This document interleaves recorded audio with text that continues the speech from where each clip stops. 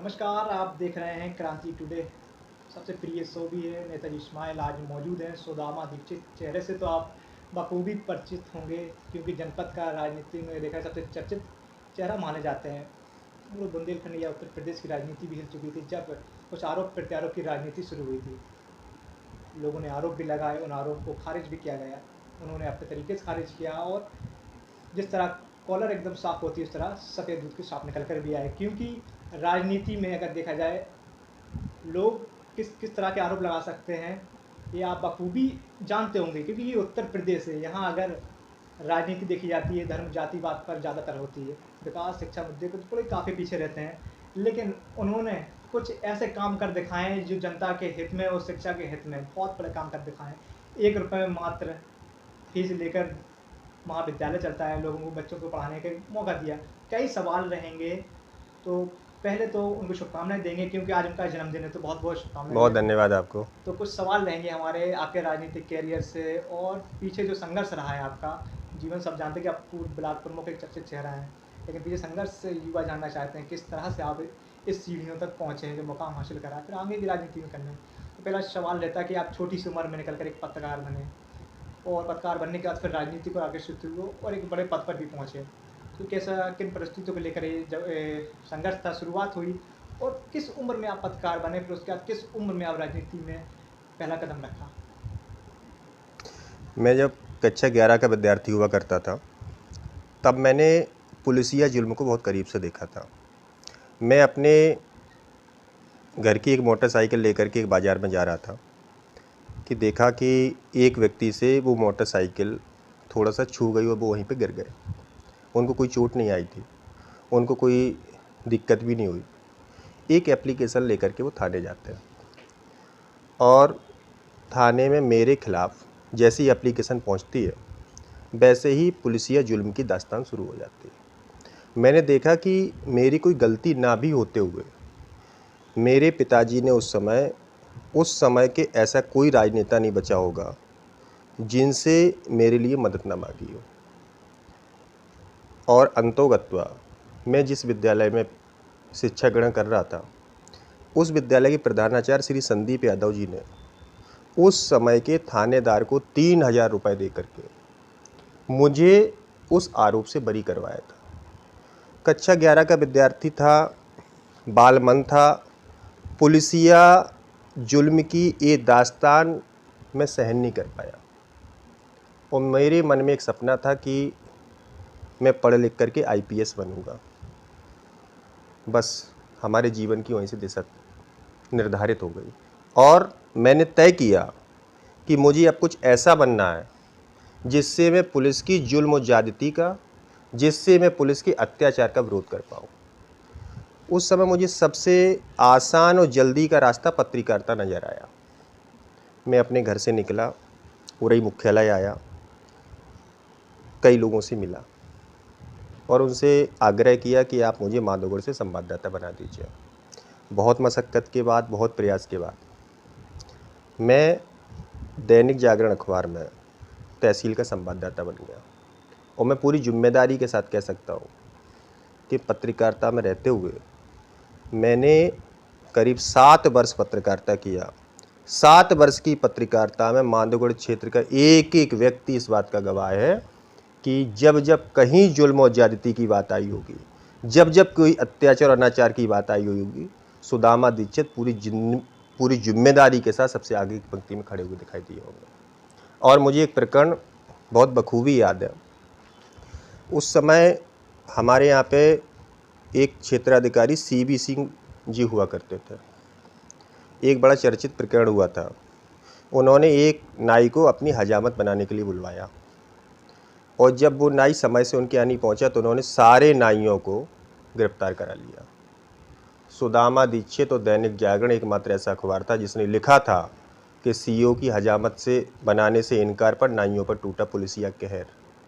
और ये मामला केवल जालौन नहीं, पूरे उत्तर प्रदेश की राजधानी में गूंजा, और उस समय के क्षेत्राधिकारी का वहाँ से ट्रांसफ़र हुआ था।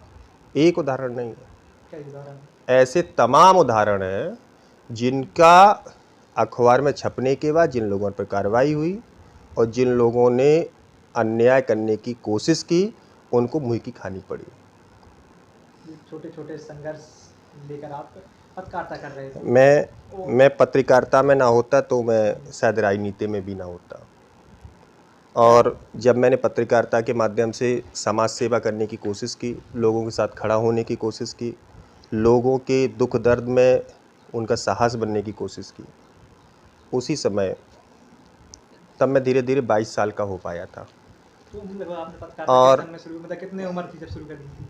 मैं कक्षा 11 का विद्यार्थी था, यानी 2005 में हमने पत्रकारिता की शुरुआत कर दी कोई थी। छोटी उम्र में आपने? और 2011 तक आते आते मैं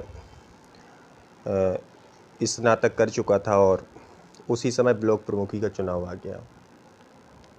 मैं किसी ऐसे परिवार से नहीं आता था कि जहाँ का राजनीतिक इतिहास, जहाँ की विरासत राजनीतिक हो। मेरे पिताजी एक साधारण किसान हैं, मध्यम वर्गीय परिवार से हम लोग आते हैं। नौजवानों की ताकत से, उनके अनुपम स्नेह से और उनकी हौसला अफजाई से मैं उस समय 2011 में ब्लॉक प्रमुख बन पाया। और केवल ब्लॉक प्रमुख नहीं बन पाया, पूरे देश में 10 ऐसी क्षेत्र पंचायतों का चयन हुआ था जिन्होंने सर्वश्रेष्ठ काम किया था। उसमें से एक क्षेत्र पंचायत हमारी माधोगढ़ भी थी, और वो माधोगढ़ क्षेत्र पंचायत पूरे उत्तर प्रदेश में केवल एकमात्र क्षेत्र पंचायत थी। उस समय के तत्कालीन प्रधानमंत्री जी ने मुझे सम्मानित किया था। हमारे ब्लॉक को 1 करोड़ की धनराशि विकास के लिए दी गई थी। और उस समय की बहुत प्रतिष्ठित पत्रिकाएं आउटलुक, इंडिया टुडे ने हमारी संघर्ष की और सफलता की कहानी को लिखा था। पत्रकारिता से एकदम राजनीति में आना, क्या विशेष कारण था? अगर कोई कारण भी था, तो उस कारण या मकसद में आप कितना सफल हो पाए? मकसद तो ये हमेशा दिमाग में रहता है कि लोगों के साथ खड़ा होना है, लोगों के संघर्ष और परेशानी में उनका हमसफ़र बनना है। मुझे लगता है कि पत्रकारिता में उतनी जिम्मेदारी से आप नहीं खड़े हो सकते, आपकी अपनी सीमाएं होती हैं। राजनीति में आने के बाद, जनप्रतिनिधि होने के बाद आपकी जिम्मेदारियां बढ़ जाती हैं, आपका क्षेत्र व्यापक हो जाता है, आप लोगों के साथ पूरी शिद्दत के साथ खड़े हो सकते हैं। ऐसा मैंने किया भी। और मैं राजनीति में आने के बाद मैं अपने मुंह से अपनी बात नहीं कह सकता, माधोगढ़ क्षेत्र का एक एक जर्रा, एक एक व्यक्ति इस बात का गवाह है। मेरे नाम सबसे ज़्यादा आंदोलनों को करने का रिकॉर्ड है। आपके चाहने वाले भी बहुत हैं, देखा जाता है, विरोधी नहीं है, चाहने वाले ज़्यादा हैं, लेकिन उसके बाद भी जनपद के दिग्गज नेता जो राजनीति हिला देते हैं, वो आपके विरोध में खड़े हुए, आखिर क्या कारण रहा? कौन लोग राजनीति हिला रहे हैं? कुछ ऐसे लोग आपके विरोध में, जैसे मैं तो समझ ही नहीं पा रहा हूँ। और जिनको आप दिग्गज बता रहे हैं, अगर वो किसी का रास्ता रोकने की कोशिश करते हैं, अगर वो किसी ऐसे नौजवानों को उसकी राजनीतिक दिशा को भटकाने की कोशिश करते हैं जो लोगों के साथ खड़ा होने की कोशिश कर रहा है, जो राजनीति को सेवा का भाव मान रहा है, जो नौजवानों को एक दिशा देने की कोशिश करने के साथ अपनी राजनीति के आयाम स्थापित करना चाहता है, ऐसे व्यक्ति का और ऐसे लोगों का जो राजनीतिक नुकसान करने पर आमादा है, वो दिग्गज कैसे हो सकते हैं? और अगर वो दिग्गज है तो उनको सलाम है, वो ऐसा करें, मुझे इससे कोई फ़र्क नहीं पड़ता। जिस पार्टी से आप ताल्लुकात रखते हैं, उसी पार्टी के आपके विरोधी भी खड़े हो गए हैं, क्या लग रहा है आपकी पार्टी की छवि या आपको कितना नुकसान पहुंचा सकता है? हम जिस पार्टी में हैं वो पार्टी डॉक्टर श्यामा प्रसाद मुखर्जी और दीनदयाल उपाध्याय जी की पार्टी है। वो पार्टी अपने आदर्शों पर चलने वाली पार्टी है। ऐसी पार्टी में जो लोग हमारा विरोध करने की कोशिश कर रहे हो, जो हमारे खिलाफ षड्यंत्र करने की कोशिश कर रहे हो, जो हमारे खिलाफ साजिश करने की कोशिश कर रहे हो, हमें लगता है कि पार्टी का नेतृत्व की भी नज़रें ऐसे लोगों पर होंगी। पार्टी के जिम्मेदार लोग इन सब घटनाओं पर अपनी बारीक नज़र रख रहे होंगे, और समय आने पर उसका निश्चित रूप से चीज़ें क्लियर भी होंगी। और हमें लगता है कि अगर हम पार्टी के लिए मेहनत कर रहे हैं, हमारे प्रयासों से पार्टी का कुछ भला हो रहा हो, हम अपने प्रयासों से, अपनी मेहनत से पार्टी को मजबूत कर रहे हो, तो पार्टी समय आने पर हमारी चिंता करेगी। सुदामा दीक्षित, जिसको एक चर्चित चेहरा माना जा रहा है जनपद के लिए, उसके या कहें चर्चाओं को लेकर ख़त्म करने के लिए, उसके पद को गिराने के लिए कुछ षड्यंत्र रचे जाते हैं, आरोप लगते हैं, वो बात की बात है कि वो बेबुनियादी आरोप थे, लेकिन उस समय हिल गया था जनपद, प्रदेश तक की राजनीति हिल गई थी। आपने पहले भी सवाल कुछ काटने की कोशिश करी, तो वो क्या कारण था, क्या आरोप थे, फिर उसके बाद उन आरोपों को खारिज किस तरह किया गया? मैं इस मुद्दे पे आना नहीं चाह रहा था, जी। और मुझे लगता है कि बात अब पुरानी हो गई है, जी। और जिस विषय को आप हमसे पूछना चाहते हैं उसकी सच्चाई यहाँ का जिला जालौन का एक एक व्यक्ति जानता है। सुदामा दीक्षित को किसी को सफाई नहीं देनी पड़ी कि मैं बेकसूर हूँ। हमारी 20 साल की ये तपस्या है। हमारे हमारे सार्वजनिक जीवन में हमारे द्वारा किए हुए कामों का वो प्रतिफल है। इस तरीके का कोई आरोप किसी व्यक्ति पर लगाए, सबसे वो सारे आरोप जनता की अदालत में जाते हैं, और लोग जब ये मानते हैं कि ये आरोप झूठे हैं, ये आरोप बेबुनियाद हैं, ये आरोप साजिश के हैं, ये आरोप षड्यंत्रों के हैं, लोगों ने माना भी। और लोगों ने, मुझे किसी ने क्लीन चिट नहीं दिया, मुझे जनपद जालौन के एक एक व्यक्ति ने, मेरे एक एक शुभचिंतक ने, जनपद जालौन की देवतुल्य जनता ने मुझसे आशीर्वाद देकर कि उन्होंने पक्ष साफ साबित किया, मुझे इससे कोई फर्क नहीं पड़ता। जालौन की जनता ने इस बात को स्वीकार किया है कि आप बेगुनाह थे, और देखा गया है उस समय सोशल मीडिया पर सबसे ज़्यादा आप हाईलाइट थे, और ट्रेंड भी चल रहा था कि आप निर्दोष हैं, तो वो सामने निकल के दिया है। ये सब जीवन की बात है। कुछ पार्टी के विषय में बात करते हैं। इस समय कोरोना काल में देखा गया कई चैनल थे, अखबार थे, जिन्होंने सब दिखाने की कोशिश करी, लेकिन आरोप लगे हैं, हम नहीं कह रहे हैं कि ना हम मौजूद थे, कि कुछ अखबारों या चैनल पर रेड पड़ती है आयकर विभाग की, तो सच दबाने की कोशिश या तानाशाही कह सकते हैं। हमें लगता है ये संयोग भी रहा होगा। जहाँ तक आप बात कह रहे हैं कि एक बहुत प्रतिष्ठित चैनल पर रेड पड़ी थी, एक अखबार पर रेड पड़ी, लेकिन उसी के साथ साथ अगर आप ऐसा कहना चाहते हो कि भारतीय जनता पार्टी की सरकार ने रेड पड़ी तो उसमें उनकी कोई भूमिका है, तो आपकी जानकारी के लिए बताते हैं कि उसी समय भारतीय जनता पार्टी के एमएलए के घर पर रेड पड़ी, भारतीय जनता पार्टी के जिम्मेदार पदाधिकारियों के घर पर रेड पड़ी। तो मुझे लगता है कि ये रेड शब्द की अपेक्षा इसको जांच अगर कह देंगे तो इसमें कोई दिक्कत नहीं होनी चाहिए, और जांच तो किसी की भी हो सकती है, और जांच हुई, भारत समाचार चैनल अपने आप को पाक साफ साबित हुआ, 1 रुपए का कोई उस तरीके की कमी, उस तरीके कोई भ्रष्टाचार साबित नहीं हुआ। तो एक सामान्य प्रक्रिया रही ये होगी। सब विपक्ष आरोप लगा रहा है, सब बेबुनियादी कहा जाए। विपक्ष को आरोप लगाना भी चाहिए, विपक्ष आरोप लगाता है, विपक्ष इसीलिए होता भी है। सही कहा। विपक्ष बनाए इसलिए गए हैं आरोप के तहत। लेकिन विपक्ष को सकारात्मक रूप से अच्छे कार्यों की प्रशंसा भी करनी चाहिए। ये तो राजनीति थी। आपने अगर अभी देखा जाए, आपका महाविद्यालय चलता है, 1 रुपये फीस रखी, पूरा मसला क्या था? 1 रुपये फीस का मतलब शिक्षा का अधिकार, पूरा जानना चाहेंगे शुरुआत में। 1 रुपये क्या सोच कर आपने रखा है, ऐसी सकारात्मक सोच? क्षीर सागर परिवार ने अरविंद माधुरी तिवारी महाविद्यालय की आटा जनपद जालौन में स्थापना किया, और जिनके नाम पर ये महाविद्यालय की स्थापना हुई, उनके जीवन का एक ध्येय था, लिव फॉर अदर्स, दूसरों के लिए जियो। हम लोगों के आदरणीय अरविंद तिवारी बट्टू भैया जी पापा यहाँ के विधायक रहे, और उन्हीं के आदर्शों पर हम लोग चलने की कोशिश करते हैं। कोरोना काल में निश्चित रूप से लोगों का आर्थिक ढांचा चरमराया हुआ है, ग्रामीण क्षेत्र में आर्थिक रूप से लोगों को बड़ी दिक्कतें हुई हैं, और मैंने तमाम जगहों पे इस बीच अपने क्षेत्र में रहते हुए लोगों से जनसंपर्क के दौरान, लोगों से बात करते हुए ये महसूस किया कि तमाम ऐसे विद्यार्थी हैं जो आर्थिक कारणों से अब नहीं पढ़ पा रहे हैं, उनके पास एडमिशन कराने के लिए पैसे नहीं हैं। इसमें सबसे ज़्यादा जिम्मेदारी और जवाबदेही हम लोगों की है।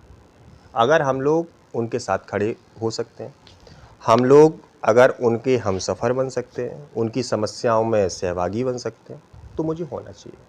और इसीलिए पूरे परिवार ने मिलकर के फैसला किया कि चूँकि ये महामारी है और लोगों की समस्याएं हैं, इसलिए हम अपने महाविद्यालय में 1 रुपए में प्रवेश शुल्क और शिक्षण शुल्क लेकर के उनको स्नातक के प्रथम वर्ष में एडमिशन देने जा रहे हैं। ये पूरा मसला, पूरा ये कॉलेज की तरफ से निर्णय लिया जाता है।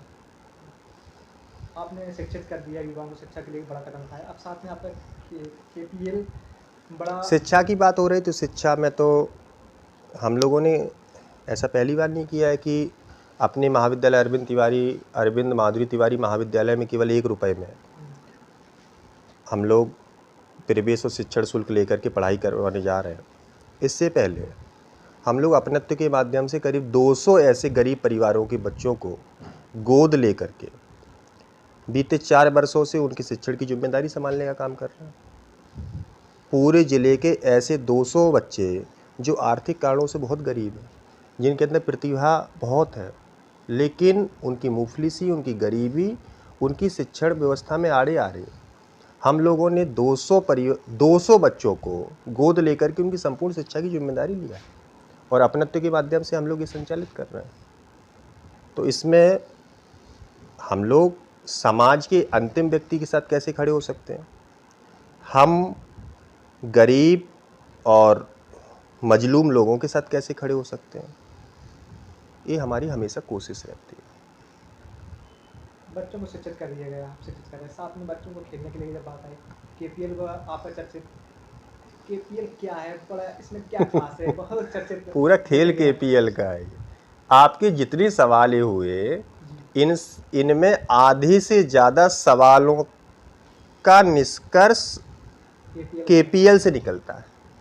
मुझे लगता है कि केपीएल की अगर योजना तैयार ना की गई होती तो आपने जो राजनीति के सवाल किए, जो षड्यंत्र और साजिशों के सवाल किए, जो दिग्गजों के सवाल किए, ये सवाल भी ना होते। बड़ी रोचक कहानी है। कालपी विधानसभा का एक गांव मुसमरिया, मैं वहाँ पर एक क्रिकेट टूर्नामेंट के उद्घाटन के कार्यक्रम में गया था। मैंने वहाँ पे देखा, बचपन से मुझे भी क्रिकेट खेलने का शौक़ है। मैंने देखा कि वहाँ के नौजवानों प्रतिभाओं की कोई कमी नहीं है, उनके अंदर बहुत प्रतिभा है, लेकिन उनमें संसाधनों का अभाव है। हमारे मन में आया कि मुसमरिया के क्रिकेट के टूर्नामेंट में जितनी टीमों ने प्रतिभा किया है, मैं सबको क्रिकेट का आवश्यक सामान मुहैया कराऊंगा।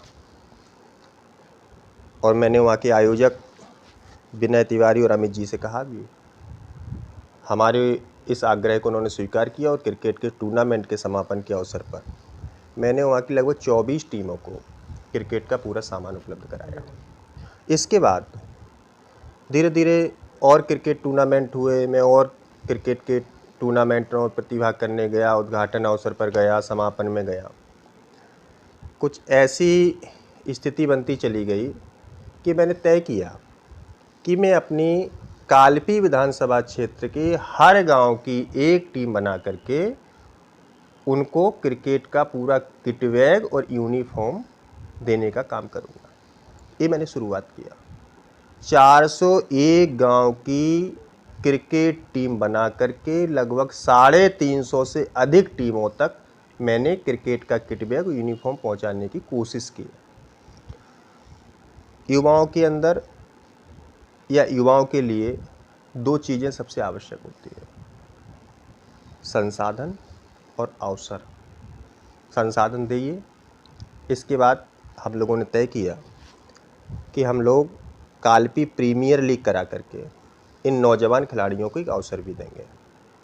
और केवल सुदामा दीक्षित 2021 में कालपी प्रीमियर लीग नहीं करा रहे, लोगों ने इसको राजनीति से जोड़ने की कोशिश की, लोगों ने इसको विधानसभा चुनाव से जोड़ने की कोशिश की, लेकिन मैंने इन सब बातों को न सुना और न समझने की कोशिश की। मैंने कालपी प्रीमियर लीग की योजना तैयार करके एक ऐसे क्रिकेट टूर्नामेंट का खाका खींचा जो बुंदेलखंड के इतिहास में इतना भव्य और इतना आकर्षक क्रिकेट टूर्नामेंट पहली बार होने जा रहा है। छोटा सवाल, जैसे बुंदेलखंड की आप बात ही कर रहे हैं, बुंदेलखंड में शिक्षा का अभाव, रोजगार का अभाव, खेलने में हर चीज़ का अभाव है। तो आसानी लोग हैं, युवा हैं, लेकिन आगे नहीं आ पा रहे। तो आपने कई कोशिश की हैं, वो प्रतिभाएं सामने निकलते हैं, क्या लग रहा है इन कोशिशों से जो लोग दबे थे आगे आ सकते हैं, मौका मिल सकता है उन्हें? क्यों नहीं, निश्चित रूप से आप कोशिश करेंगे तो उसका किसी न किसी रूप में प्रतिफल आपको मिलेगा। मैंने अपनत्व के माध्यम से जब लगभग 1 दर्जन गरीब छात्रों को गोद लिया तो धीरे धीरे वो संख्या बढ़ के 200 तक पहुंची। आज 200 बच्चे शिक्षा ग्रहण कर रहे हैं। मैंने अपने विद्यालय में अपने प्राचार्य जी से बात किया और मैंने कहा कि हम लोग तय करते हैं कि शुरुआत के जो 50 ऐसे छात्र जो आर्थिक कारणों से नहीं पढ़ पा रहे हैं उनको हम मुफ्त शिक्षा देने का काम करेंगे। लेकिन बाद में वो योजना पहुंची कि हम सभी को मुफ्त शिक्षा देने का काम करेंगे। KPL में हमने 24 टीमों को चुना था, वो टीमें 401 पहुंची। हमने एक साधारण क्रिकेट टूर्नामेंट करवाने की योजना तैयार की थी, लेकिन वो KPL पहुंचा। KPL केवल आप शब्दों में उसकी कल्पना नहीं कर सकते। क्या थे? जनपद जालौन का डे नाइट मैच होने जा रहा है, जिसको आप YouTube पे लाइव देख सकेंगे। जिन 2 गांवों की टीम खेलेंगी उन दोनों गांवों में प्रोजेक्टर और LED से उनके माता पिता चाचा ताऊ को उनका लाइव मैच दिखा देंगे कि उनका बेटा आटा के क्रिकेट ग्राउंड में खेल रहा है तो उनकी मम्मी अपने घर में बैठ करके उनका मैच देख रहे हैं। बेंगलोर में बैठा हुआ उनका साथी लाइव स्कोरिंग के माध्यम से उनका देख सकता है कि वो कितने रन अभी बना चुके हैं। उसमें जो बेहतर हो सकता है, राष्ट्रीय मानक के अनुसार जो हो सकता है, मैं करने की कोशिश कर रहा हूँ। आपने कहा ऐसे राजनीति की ओर जोड़ा गया आपका एक KPL, तो हमें जीवन में लास्ट सवाल रहता है क्या करना आप राजनीति से जोड़िए। मैंने वहाँ के नौजवानों से कहा, मैंने कहा ठीक है, सुदामा दीक्षित ने एक कोशिश की नौजवानों के साथ खड़ा होने की। सुदामा दीक्षित ने तय किया कि हम यहाँ के नौजवानों के साथ खड़े होकर के उनको क्रिकेट का पूरा सामान मुहैया कराएंगे, उनके लिए KPL करेंगे। आज तक लोकतंत्र की जब से स्थापना हुई होगी तब से बहुत सारे जनप्रतिनिधि बने होंगे, आगे बहुत सारे बनेंगे। क्या KPL की कराने मात्र से नौजवानों की समस्याएं खत्म हो जाएंगी? मैंने उनसे कहा कि जो लोग ये बात कहते हैं कि KPL के पीछे की मंशा राजनीतिक है, ठीक है, हमारी मंशा राजनीतिक हो सकती है, लेकिन आपने नौजवानों के लिए क्या किया? आपकी अगर मंशा राजनीतिक है तो नौजवानों के लिए आपने क्या किया? या KPL के बाद क्रिकेट के इस पूरी सी योजना के अलावा नौजवानों की बहुत सारी समस्याएं हैं। तमाम गरीब परिवारों के नौजवान हैं जिनके परिवारों में इतना अभाव है कि उनके यहाँ कोई पारिवारिक सदस्य बीमार है, उसका इलाज नहीं हो पा रहा। तमाम ऐसे परिवार आपको मिल जाएंगे जिनके यहाँ शिक्षा की व्यवस्था नहीं हो पा रही है।